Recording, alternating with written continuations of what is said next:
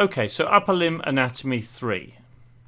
The first subject that I'm going to cover, because it's in the college curriculum, is the breast and the lymphatic drainage of the breast. So classically the breast is divided into 4 quadrants: upper and lower, medial and lateral, anatomically, and those drain differently to a series of lymph nodes.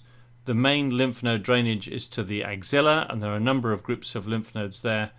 But there is also lymph node drainage medially to an internal mammary chain of lymph nodes, and then upwards towards an infraclavicular set of nodes. I think that's all we need to know really and talk about with respect to the breast. I'm going to go on now and talk about the elbow joint and some particularly important structures around the elbow joint responsible for its stability. And what I'm going to do is I'm going to play a little video that I made a little bit earlier today. Let's review some of the important structures around the elbow. First of all, starting off with some names.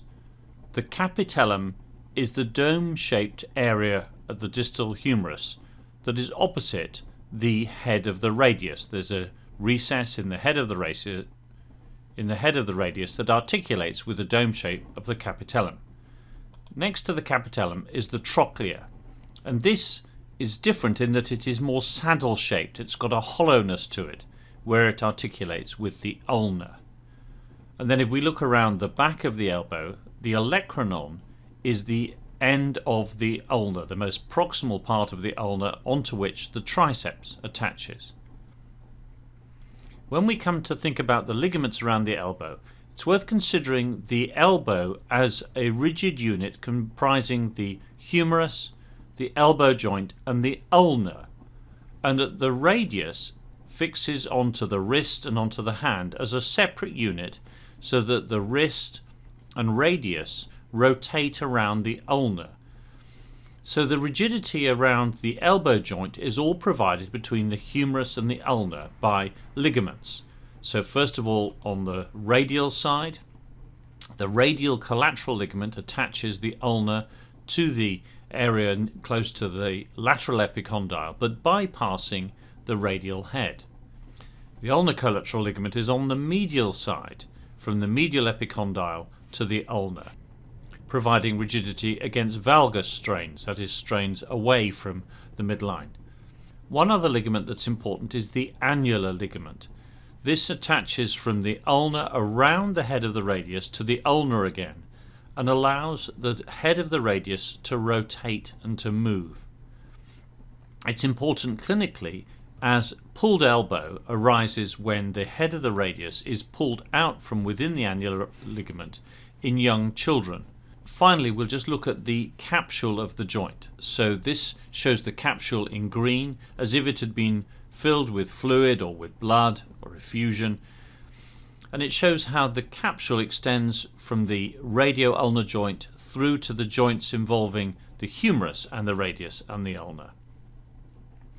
Clinically, this capsule is important in that the structures close to it around the joint between the humerus and the ulna contain fat, and that fat can't usually be seen from a lateral x-ray because the fat's too close in with the bone in the intercondylar groove.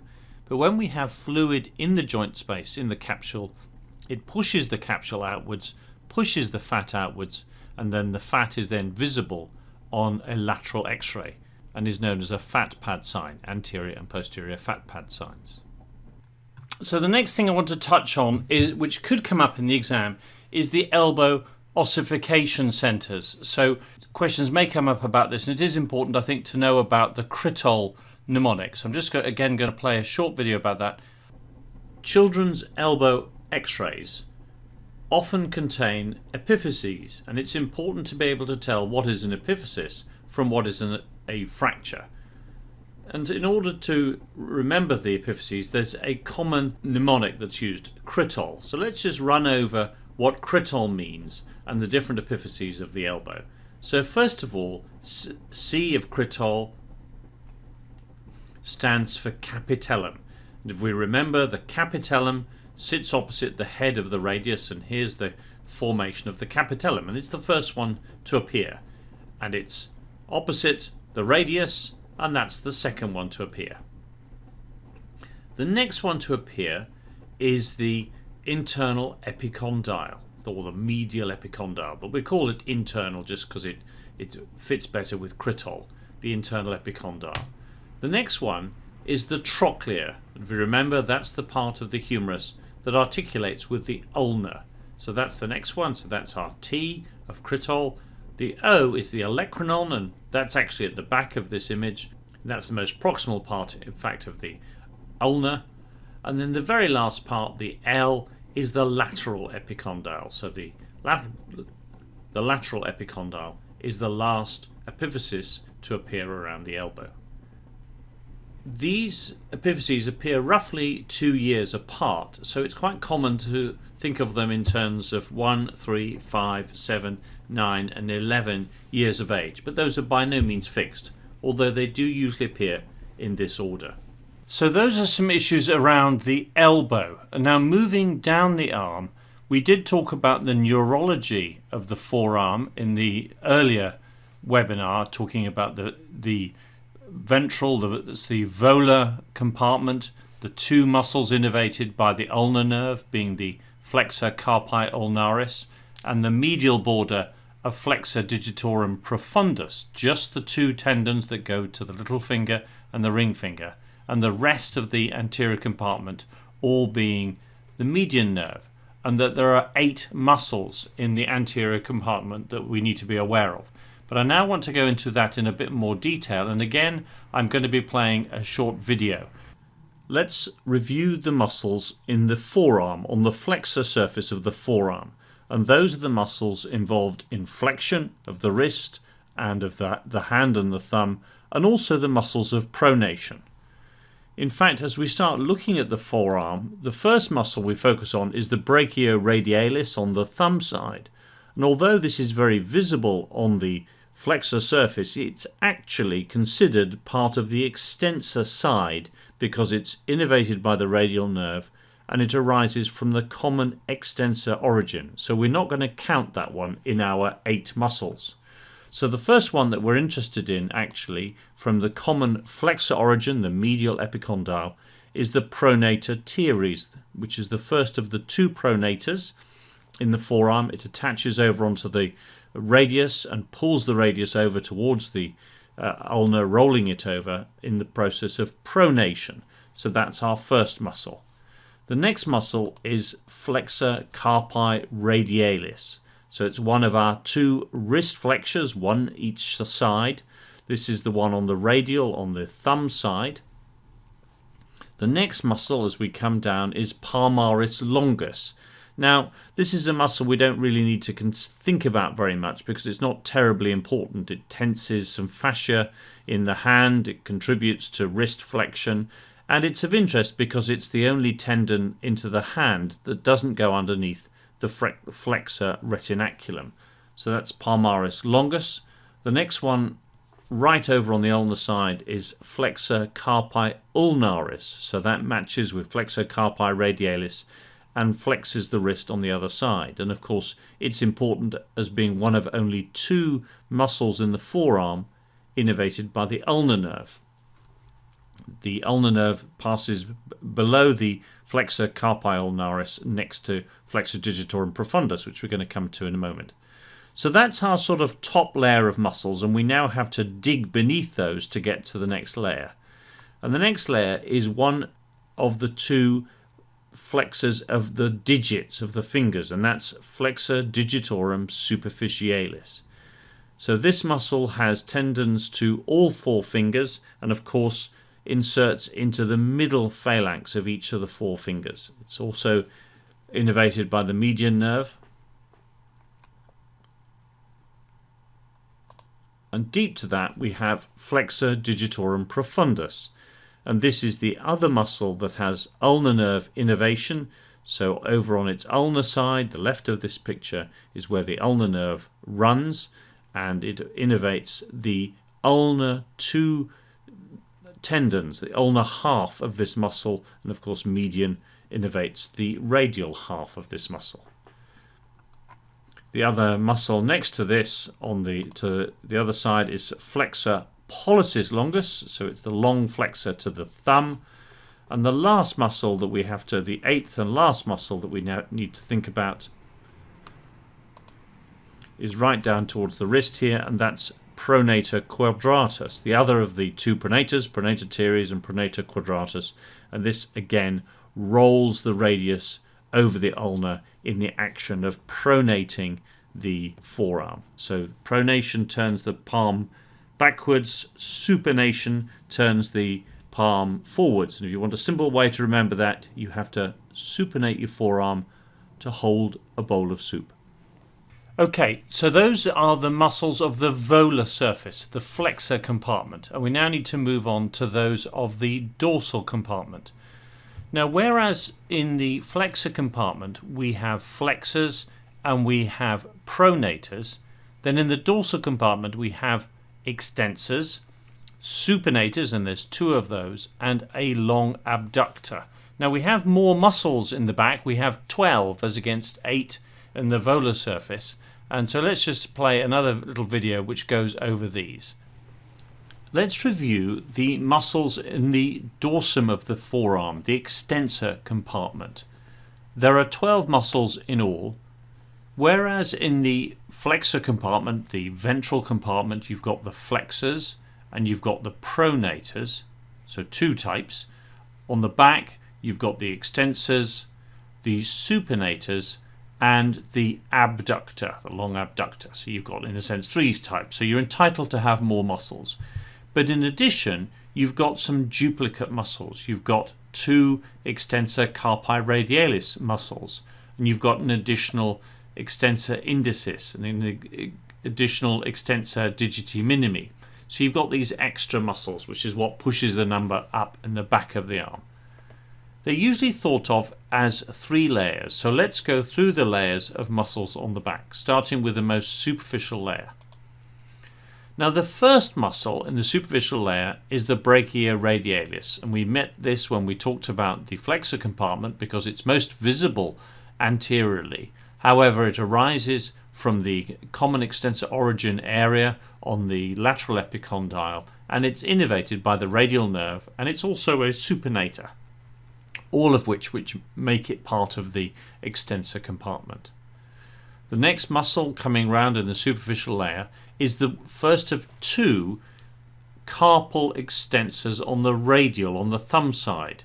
So on the flexor side we just had one each side, a radial and an ulnar side. But on the extensor side, on the thumb side, the radial side, we've got an extensor carpi radialis longus, and next to it we've got the extensor carpi radialis brevis. These two, in fact, they insert on the metacarpals 2 and 3 rather than actually on the carpal bones, but they extend the wrist. So those are the next 2 in our superficial layer. The next muscle coming round the superficial layer is the matching wrist extensor on the ulnar side, extensor carpi ulnaris. Now there's only one of those, so it doesn't have a brevis or longus. And then the final muscle on the superficial layer is a tiny muscle here just up near the elbow called anconeus, which is a weak extensor of the elbow itself. So that's the superficial layer. Next we have the middle layer. Now the middle layer is very simple in that it only effectively has extensors of the fingers. So it has the main extensor of the fingers, which is extensor digitorum, which breaks up into 4 tendons that go to each of the fingers apart from the thumb. And then right next to it a very slender muscle, which is extensor digiti minimi, which joins the other tendon going to the little finger from the extensor digitorum, and the 2 of them together provide extension to the little finger. It's just a small muscle tucked in beside extensor digitorum. That's our middle layer. The middle layer has only got those 2 muscles, and then we come to the deep layer. So we're going to take the top layer of muscles away, cut them away, and what we see now is we can see the ulna coming down with a few of the flexor muscles visible on the right. So ignore those, ignore the flexor muscles on the right, and just focus on the muscles to the left of the ulna. The one closest to the elbow is supinator. So supinator wraps around the radius and is a powerful supinator of the forearm. The next one just below that is abductor pollicis longus. There is of course also an abductor pollicis brevis, which is a hand muscle. Unlike the abductor pollicis brevis, the abductor pollicis longus inserts on the metacarpal of the thumb, abducting it away from the plane of the hand. We then have two extensor pollicis muscles. Extensor pollicis longus, which goes right the way to the terminal phalanx, the second phalanx of the thumb, and extensor pollicis brevis next to it, which only goes as far as the more proximal of the two phalanges of the thumb. So those two again as a pair, extensor pollicis longus and extensor pollicis brevis. And then our final muscle in the deep layer is extensor indicis. So this is the additional supplementary muscle and tendon which joins the tendon from extensor digitorum before inserting into the index finger. Okay, right, so those are the volar and dorsal or flexor and extensor compartment muscles in the forearm. And while we think about those as compartments, it's a good opportunity just to talk about the compartments because of the clinical significance of compartment syndrome. Now, we're not going to get into the clinical features of that, but we just need to be aware of the two compartments in the forearm. Now, as you may know, there are 4 compartments in the lower leg, but in the forearm there are 2. And in this picture here, you've got the volar compartment and the dorsal compartment. So the dorsal compartment has some green in it and the volar has some purple in it. And they are limited by a strong and thick fascia which cannot distend. So that if you get swelling within a compartment, pressure rises and you start having problems of ischemia and neurological dysfunction. Another component of the curriculum that we need to be aware of is the structures in the anatomical snuff box. So here's a picture here that just shows the main features. So the anatomical snuff box, just to define it first of all, so its inferior border here is made of 2 tendons, extensor pollicis brevis and abductor pollicis longus. So the extensor and the abductor form the inferior border, and extensor pollicis longus is the superior border. So if you forget the abductor for a minute, because it's one of 2, longus is the top and brevis is the bottom if you look at your own anatomical snuff box. Long at the top, short at the bottom for your own anatomical snuff box. So what are the structures around that matter? Well, in the floor of the anatomical snuff box, you've got 2 bones here. You've got the trapezium here, this one, and you've got the scaphoid next to it. And of course, tenderness in the anatomical snuff box is one of the features of scaphoid fracture. The other bone here, of course, is the metacarpal of the thumb. So these are the significant bones, in particular the scaphoid. Running over the top of the anatomical snuff box, you've got the sensory terminal branches of the radial nerve. So this is the radial nerve here, turning backwards and running over the back of the hand and also sending fibers down the back of the thumb. In the floor of the snuff box, you've got the radial artery. So the radial artery, it's wound round from where it provided the pulse on the radial border of the forearm, and then it's gone underneath the big tendons here in towards the dorsum. So that's a major branch of the radial artery. The blue here denotes the extensor retinaculum, which is the sort of upwards limit of the anatomical snuff box. The curriculum also expects us to know about the flexor tendon sheaths. So they're often referred to as mucus sheaths. They're sheaths that allow tendons to slide very easily. And so under the flexor retinaculum in the carpal tunnel, there are basically 2 sheaths. One that runs over flexor pollicis longus tendon, and which covers it all the way up to its insertion in the distal phalanx of the thumb. The other sheath covers both flexor digitorum profundus and flexor digitorum superficialis. So there's 2 sets, all 8, are enclosed in one sheath here. And then if you come more distally in the hand, the sheaths end apart from the little finger where it runs all the way to the end of the little finger. The others, there's a break, and then they start up again before running to the ends of the fingers.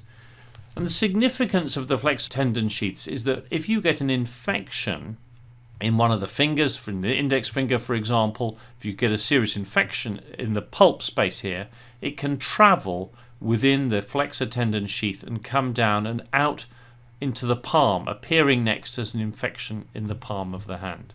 So that's the significance of the flexor tendon sheaths. If we look at the back of the hand, we've got extensor tendon sheaths as well, but they're all very much related to their tendons and under the extensor retinaculum, and they don't extend down towards the fingers.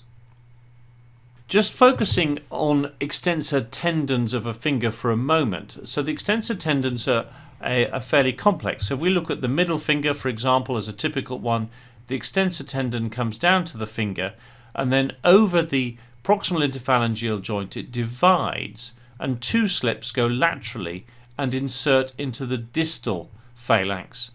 And from the point of where they divide, a separate slip goes forward and inserts in the base of the middle phalanx.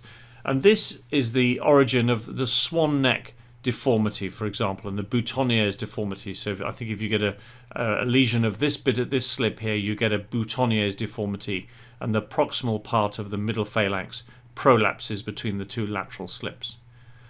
You've also got an additional tendon here, which is the tendon of the lumbrical. So the lumbrical muscles, if you remember, there's 4 of those. They arise from the profunda tendon, the flexor digitorum profundus. They wrap around the radial side of each finger, and they insert into the extensor expansion. And so they are extensors of the interphalangeal joints, but flexors of the metacarpophalangeal joints. That's the lumbricals. You've also got, and I haven't shown them here, the interossei attach here, and so the dorsal interossei, the ones that make your fingers spread out. If you remember pad and dab, the palmar interossei adduct, the dorsal ones abduct, that's the dab. The dorsal interossei abduct your fingers. Okay. And then in addition to that, just to make it even more complicated, the index finger and the little finger each have their own additional extensor muscle. So extensor digitorum digiti minimi has a separate tendon which would join onto this expansion if we were looking at that finger. And extensor indicis also has a separate tendon which joins on, so that the tendon from extensor digitorum and that one from its own separate muscle meet together. So quite a complex structure.